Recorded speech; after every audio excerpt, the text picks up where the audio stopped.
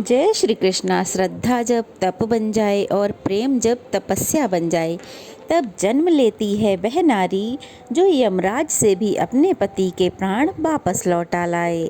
आज का दिन यह केवल एक व्रत नहीं, बल्कि पतिव्रता नारी के लिए वह उत्सव है जिसने अपने पतिव्रत धर्म से काल को भी पराजित कर दिया।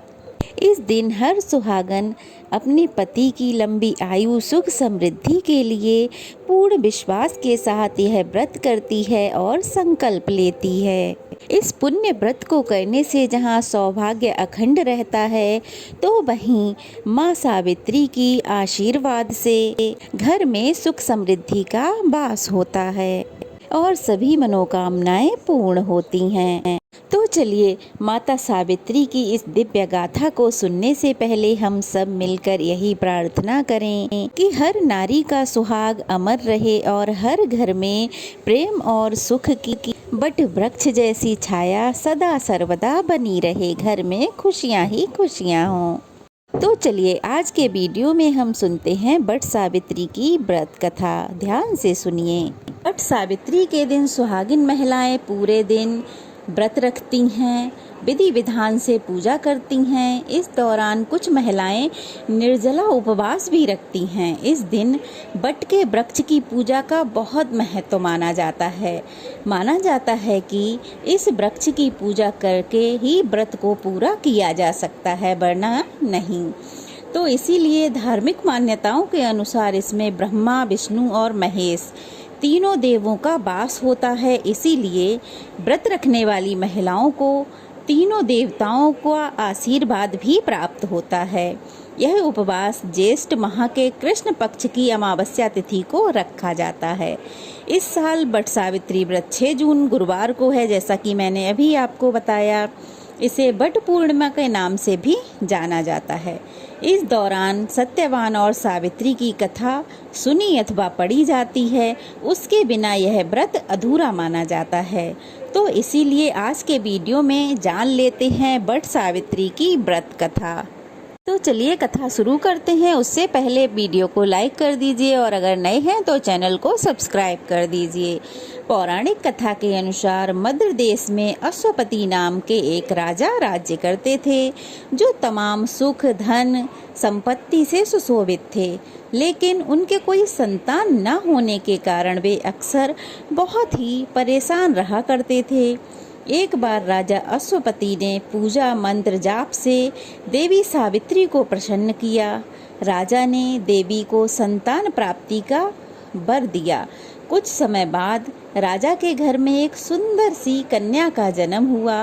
राजा ने उसका नाम सावित्री रखा। वह अत्यंत सुंदर और साहसी थी। जब सावित्री धीरे धीरे बड़ी होने लगी, विवाह के योग्य हो गई, तो राजा को उसके विवाह की चिंता सताने लगी। जब राजा को योग्य वर न मिलने की वजह से उन्होंने सावित्री से स्वयं वर तलाशने को कहा। सावित्री तपोवन में भटकने लगीं। वहाँ साल्व देश के राजा धुम्तसेन रहते थे, क्योंकि उनका राज्य किसी ने छीन लिया था। उनके पुत्र सत्यवान को देखकर सावित्री ने पति के रूप में उनका वरण कर लिया। ऋषि राज नारद को जब यह बात पता चली, तो वह राजा अश्वपति के पास पहुँचे और वहाँ जाकर कहने लगे कि हे राजन, यह आप क्या कर रहे हैं? सत्यवान गुणवान है, धर्मात्मा है और बलवान भी है, पर उसकी आयु बहुत छोटी है। वह अल्प आयु है। 1 वर्ष के बाद ही उसकी मृत्यु हो जाएगी। ऋषि राज नारद की ऐसी बात सुनकर राजा अश्वपति घोर चिंता में डूब गए। सावित्री ने उनसे कारण पूछा, तो राजा ने कहा, पुत्री, तुमने जिस राजकुमार को अपने वर के रूप में चुना है, वह अल्पायु है। तुम्हें किसी और को अपना जीवन साथी बनाना चाहिए। इस पर सावित्री ने कहा कि पिताजी, आर्य कन्याएं अपने पति को एक बार ही वरण करती हैं, राजा एक बार ही आज्ञा देता है और पंडित एक बार ही प्रतिज्ञा करते हैं और कन्यादान भी एक बार ही किया जाता है। सावित्री हट करने लगी और बोली, मैं सत्यवान से ही विवाह करूंगी। राजा अश्वपति ने सावित्री का विवाह सत्यवान से करा दिया। सावित्री अपने ससुराल पहुंचते ही सास ससुर की सेवा करने लगी। समय बीतता चला गया। नारद मुनि ने सावित्री को पहले ही सत्यवान की मृत्यु के दिन के बारे में बता दिया था। वह दिन जैसे जैसे करीब आने लगा, सावित्री बहुत अधीर होने लगी। उन्होंने 2-3 दिन पहले से ही उपवास शुरू कर दिया। नारद मुनि द्वारा बात कहे जाने से निश्चित तिथि पर पितरों का पूजन भी शुरू कर दिया। हर दिन की तरह उस दिन भी सत्यवान लकड़ी काटने के लिए जंगल को गए। साथ में सावित्री भी गईं। जंगल में पहुंचकर सत्यवान लकड़ी काटने के लिए जैसे ही एक पेड़ पर चढ़ गए, तभी उनके सिर में बहुत तेज दर्द होने लगा।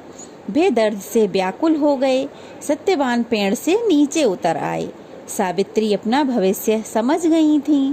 सत्यवान के सिर को अपनी गोद में रखकर सावित्री सिर को सहलाने लगीं। तभी वहाँ यमराज आते दिखे।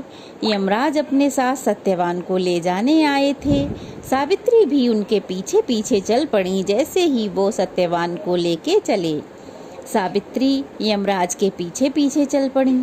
यमराज ने सावित्री को समझाने की बहुत कोशिश की कि यह तो विधि का विधान है, लेकिन सावित्री नहीं मानी। सावित्री की निष्ठा और पति परायणता को देखकर यमराज ने देवी सावित्री से कहा कि हे देवी, तुम धन्य हो।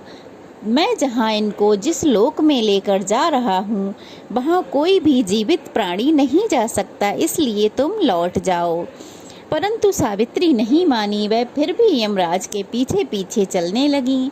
तो फिर यमराज ने उनसे कहा कि देवी, तुम मुझसे कोई वर मांगो, मैं तुम्हें कोई वर दूंगा और फिर तुम लौट जाना। सावित्री ने कहा कि मेरे सास ससुर वनवासी हैं और अंधे हैं, उन्हें आप दिव्य ज्योति प्रदान करें। यमराज ने कहा ऐसा ही होगा, जाओ अब लौट जाओ। लेकिन सावित्री अपने पति सत्यवान के पीछे पीछे चलती रहीं। यमराज ने कहा देवी, तुम वापस जाओ। सावित्री ने कहा भगवान, मुझे अपने पति के पीछे पीछे चलने में कोई परेशानी नहीं है।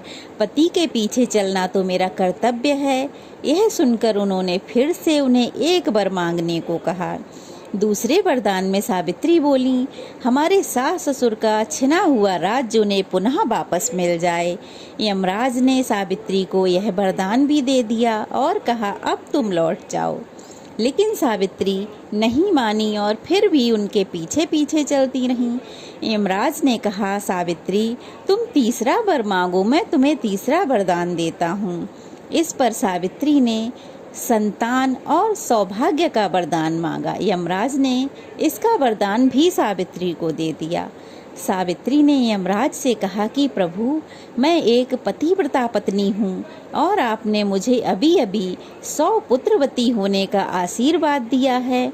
यह सुनकर यमराज को सत्यवान के प्राणों को छोड़ना पड़ा। वह मजबूर हो गए।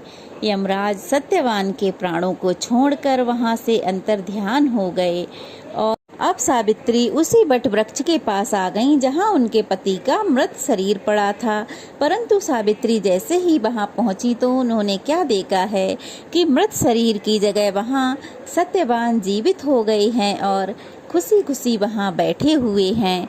यह देख सावित्री बहुत खुश हुई और तभी से यह बट वृक्ष का पूजन किया जाता है, क्योंकि बट वृक्ष की आयु बहुत लंबी होती है। तब से ही यह बट सावित्री का व्रत रखा जाता है। सभी सुहागिन महिलाएं 16 श्रृंगार करके सुबह सुबह अपने पति की लंबी आयु और सुख समृद्धि के लिए बट सावित्री का व्रत रखती हैं, पूजा करती हैं। निराहार व्रत रखा जाता है।